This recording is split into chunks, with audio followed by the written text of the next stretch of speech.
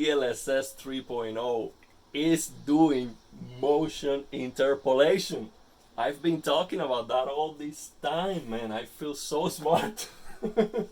I recorded this video, the new 240 Hertz OLED displays. I recorded that video like 2 days ago. The problem is I cannot release all the videos I record because it kills the channel. So I cannot upload more than one video a day. So I released that today after, and then I see after that the Nvidia presentation, and I'm like, wait a minute. Because, when I'm watching that Nvidia presentation, all I have on my mind is DLSS 3.0 is not going to be supported on my GPU. So I'm like frustrated, man, this sucks. But then, after I finish recording the video, I think, man, how is that DLSS reducing CPU performance? That's motion interpolation. That's what he was talking about. But I was like, man, it's not gonna be supported on my GPU. But not only that, Nvidia is doing motion interpolation with G-Sync, so with variable refresh rate, which is insane. How are they doing that? It's just magic. Man, these guys, they know what they're doing, man. They're so smart. And it looks like they've been listening to me, because I was saying on this video, will I get the RTX 4090? I was saying, if I get the 4090 right now, it's not gonna make any difference on ray tracing, because ray tracing is CPU demanding. So I have a 5800X3D, which is one of the best CPUs for gaming right now on the market. So if I get that 4090, I'm CPU bound. So it's not gonna make any difference. For example, on Watch Dogs Legions, if I max out the ray tracing, the frame rate drops below 60. So what difference it makes to get a 4090? On Spider-Man, the same. Spider-Man is not that bad, but Spider-Man, when you turn on ray tracing, my CPU drops to the 70s even. So they know. Of course they know. Nvidia, man, these guys are so smart. They know. So that's exactly what they're doing. So I'm gonna do a separate video about the challenges and how are they doing that, because it's just insane. I have a lot of experience with motion interpolation because I've been using that for a lot of hours, and I know what are the artifacts, what are the challenges, and doing that with variable frame rate. I cannot comprehend how they're doing that. It's just out of this world. So yeah, I have a lot to say about that, but I just want to do this video just to point out, because I'm like amazed that that was my idea. I feel smart. So this video, new 240 Hz OLED displays, I recorded this video like 2 days ago. The problem is, some days I record 2 or 3 videos because I have many ideas, but I cannot upload too many videos on the channel because that kills the channel. Because I don't want to overwhelm my subscribers. But so, I have this video recorded and I release it today. And then after I see the conference and I realize, man, that's exactly what they're doing. On this video, if you go back and watch this video, new 240 Hz OLED displays, I said, closer to the end, I said, Nvidia would never give you motion interpolations. I was talking about, I wish Nvidia and LG or any other manufacturers for screens, they work together, because I see the potential of doing motion interpolation to get double the performance.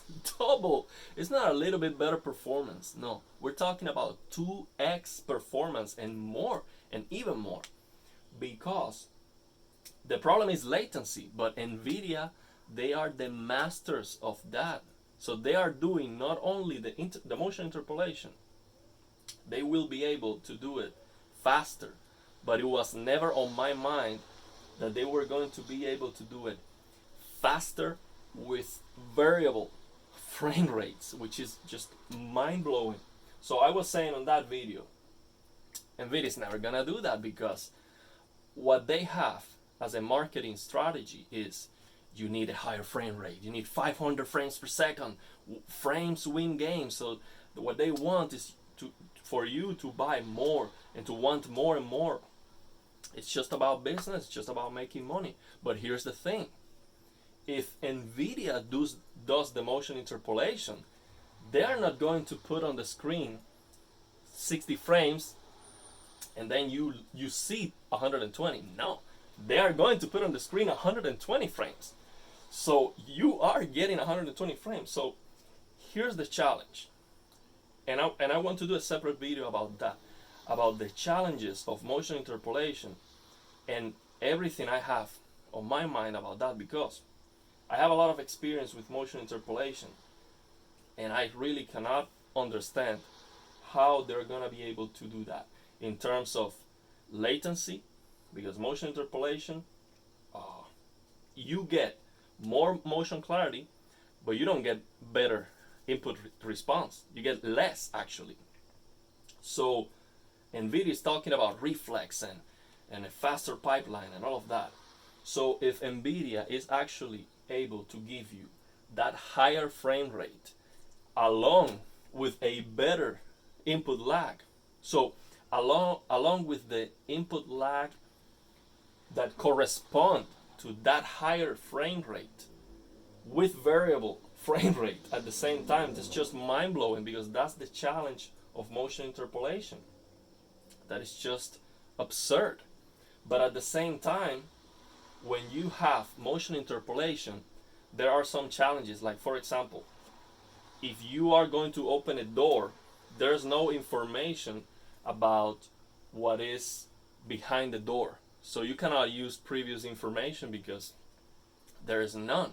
But because it's variable frame rate, that would be a drop in the frame rate, but just a small drop. But it's just gonna be an instant. It's just gonna be 1 or 2 frames. So yeah, and I know some of the challenges of motion interpolation that I see on this LG C1. Like, for example, when you have 2 objects on the screen, for example, you have a fence, like 2 objects, so you can see what's behind the fence. When you move the camera, the algorithm struggles in showing what's between 2 objects, between 2 vertical objects. And the smaller the objects are together, the more difficult it is. So yeah, I mean, I have so much to talk about that specifically, but I'm gonna do a separate video. But what I was saying here on this video was, Nvidia is never gonna give you that, because that's like free performance, and they're just not gonna give you something for free. But if you can actually, instead of saying 60 frames and you see 120, no, they're going to put 120 frames on the screen, so you are getting 120. The thing is, how are you gonna get that with good latency? It's just insane. But yeah, you see the problem. You know the problem I have with that. The problem that everyone has is, man, but they are just killing the 30 series, because that DLSS, yeah, it is awesome, but you have to purchase a new GPU. So here's the thing. The problem is that this is something new, it is awesome, and it requires hardware on the new GPUs. So I don't have a problem with that if the games that support DLSS 3.0, they have also DLSS 2.0. But if there is a game sponsored by Nvidia that comes out exclusively with DLSS 3.0, I have a big problem with that. I have a big problem with that, because you're basically screwing me. After purchasing the 30 series, you have to support 2.0, and you have to keep improving upon it. Otherwise, it's like just consumism. Like, it's just bad. It's just forcing me to upgrade to the 40 series, which I'm gonna do anyway. Of course I'm gonna buy the 49. It's just a matter of time. I will, because it is just amazing, man. It is a game changer. Truly amazing. So I just have to see. I would like to test it, of course. I would like to have the 4090, but I would have to see the artifacts, because there has to be artifacts with that motion interpolation. It has to, otherwise it would be just magic. Nvidia just achieving the impossible. There has to be some artifacts for sure, and it would be interesting to compare the artifacts you get with DLSS 3.0 versus the artifacts you would get by doing the motion interpolation with a program. So for example, let's say you record a game at 60 frames per second, and then you capture that raw footage, and you use a third-party program to create frames, to do the interpolation. So you can see 120 frames, okay? So compare that with interpolation done by Nvidia, with that same game at 120. That would be very, very interesting. I don't think anyone's gonna do that, because it has to be somebody that understands this better. I might be the smartest guy in the world. Yeah, but I mean, I'm not, of course. But I've been playing around with this LGC one that does the motion interpolation, so I have a lot of ideas about that. I wish I had the 4090 so I can do, and I can play. And I can do some content, of course.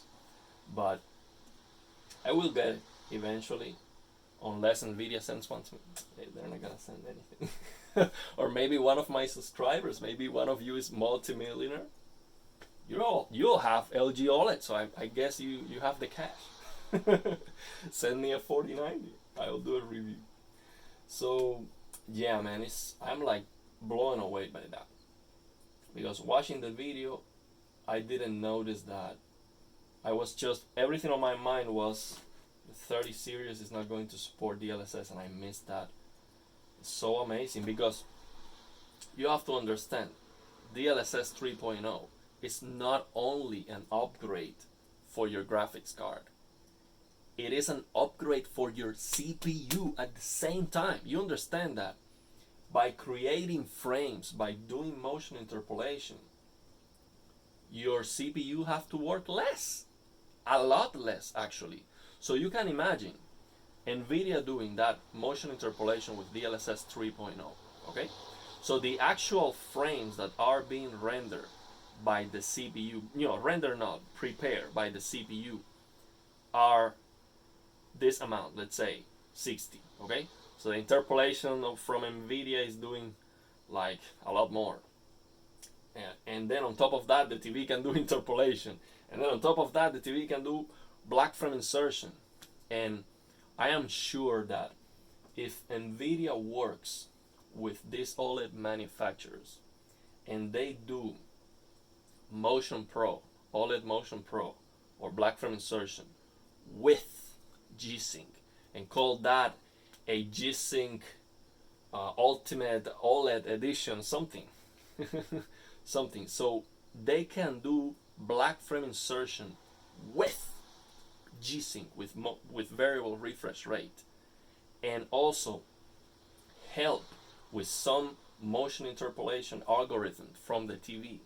I can only imagine that no matter what the frame rate your system is capable of doing, you will always get the maximum motion clarity of your display, and the only difference is going to be the responsiveness. If your system is actually capable of pushing the maximum amount of frames, you will get the maximum responsiveness. Otherwise, you get less responsiveness, but still looks the same. So what I'm talking about basically is, let's say your system is able, let's see this, let's talk about this 240 Hz OLED display. Imagine a 240 Hz OLED display that can do black frame insertion, okay? So what that means is you get 480 frames per second motion clarity, okay? So the equivalent of as 480 Hertz on sample and hold, a sample and hold display. So imagine that with this variable motion interpolation that your GPU is doing, the Nvidia can work together with these displays manufacturers and do also variable motion interpolation on the display. So if the display has to create too many frames, you will see artifacts, and you will see less artifacts the higher the performance. So if the performance is very close to the refresh rate of the display, you will see almost none artifacts. So Nvidia is doing interpolation, the display is doing interpolation, then on top of that, the display is doing the black frame insertion, and have that option that's going to have a little bit higher input lag, and then have a different option with just variable black frame insertion. So instead of the display doing interpolation, also the display is not going to do interpolation. We are only going to rely on the GPU and your system. And then to that frame rate that is variable, let's add the Motion Pro. Or even better, in my opinion, the best way to play games is not by having a variable refresh rate. It's by having a fixed frame rate. So I would like Nvidia to do an AI adaptive resolution, so dynamic resolution scaling. So to do DLSS with dynamic resolution scaling like Spider-Man does. Because in that way, you're going to guarantee that your GPU is always trying to push as many pixels to your screen as possible at the target frame rate. That's perfect. So if you can do that, then the TV doesn't even need to be able to do variable black frame insertion. It only needs to support black frame insertion at any refresh rate of the display. So the display would need to have, a PWM for each multiple of the display refresh rate. So yeah, that's a lot of information, but I think Nvidia is listening to me because I've been talking about this thing. Maybe I was talking about I'm not gonna get the 4090 because the CPU is not fast enough, and they listen and say, "What? Tranquilo, brother." We know. So yeah, I'm just amazed with it, surprised, and I feel smart because I've been talking about that for the longest time. So yeah, let's see how long it takes me to get this 4090. It's just a matter of time.